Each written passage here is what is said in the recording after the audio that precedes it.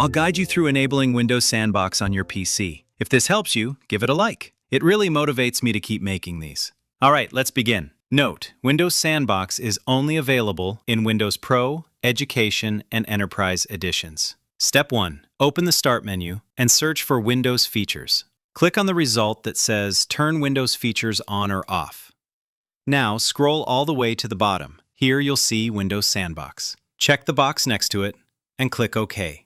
Windows will now automatically install the required components. Once done, it'll ask you to restart your computer. Click Restart Now, and I'll see you on the other side. Welcome back. Your PC just restarted. It took around 7 to 8 minutes to finish updating. Now go to the Start menu and search for Sandbox. You'll see it's installed. When you open it for the first time, it may begin downloading updates. If you're in a rush, just disconnect from the internet to skip it for now. And if you see an error message, don't panic. Just click No. And boom, your Windows Sandbox is ready to use. It's like having a clean virtual PC for testing anything risky. Super handy. Want to try something inside your new Sandbox? Check out my video on how to install Google Chrome. It's perfect for safe browsing and testing. Watch it now. It's on your screen.